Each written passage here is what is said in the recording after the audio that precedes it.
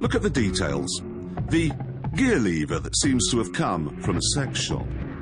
The translucent trim, the 12 million gigawatt stereo, and the bump, which is full of words like wicked and cool.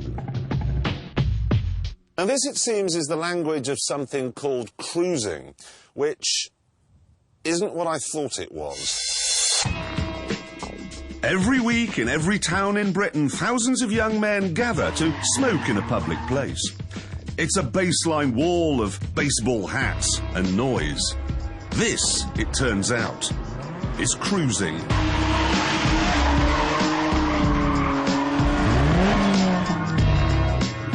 Oh, look at that one. The Mitsubishi L200 van. This cruising thing, what's it about? What's it about? Yeah. About flexing, man. It's about what? Flexing, like, have a good time and all. Flexing? Yeah. What are you on about? What is flexing? Flexing means winding, basically. It means winding.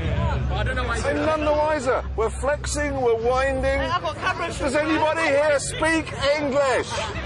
Does anybody speak English here? Showing off. Showing off. This man speaks English.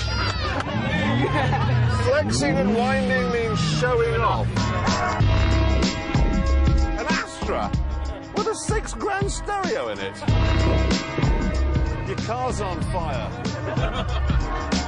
Small Citroens became gods to this lot. Street heroes, better even than girls. There were 3 reasons for that. 1, they were cheap. 2, they were forever being offered with free insurance, which when you're 19 years old is more important than life itself. And 3, they were easy to modify. It all started with the Saxo, which caught Citroën by surprise. They had no idea that this little car would become the darling of the cruise scene. I've seen Saxos that have had 40, 50 grand spent on them.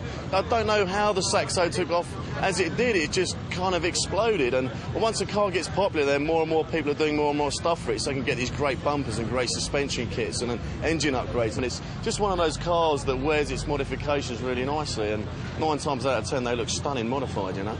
How much did your Saxo cost? I spent about 9 buying it and around 12,000 doing it up. So it's a £21,000 car. That's the well At done. the moment. Well, oh, you're going to do more? Eventually, yeah. This market is now so vast that when Citroën were designing this thing about 18 months ago, they actually brought one here and said to these guys, is it okay? Do you like it? I bet they never did that when the tree huggers were buying their cars. Taking all the stuff that we're doing to ours, our older cars, and now they're doing it to production cars, aren't they? Is that a bad thing? No. What it does mean, though, is that the C2's big wheels and wheel arches, its translucent Sexade gear lever, the trillion-watt stereo, all of it will be ripped out and replaced with the next generation of modifications. I came with a Citroën C2, and I want to know what you would do to it if you had one. I would supercharge it. Supercharge it, turbocharge it, put a V8 in it. Emerald KG, Apple Nitro, do the work. Engine in the boot. Put the engine in the boot. Like the 4-wheel drive, you know. And then make it 4-wheel drive. Is this how it starts? Is this they'll think, well, we've got an idea, let's go and do it? Yeah. What would you do? What would you do? And then what, you go and hold up a post office or something? No. That makes me feel very sad, that. Why?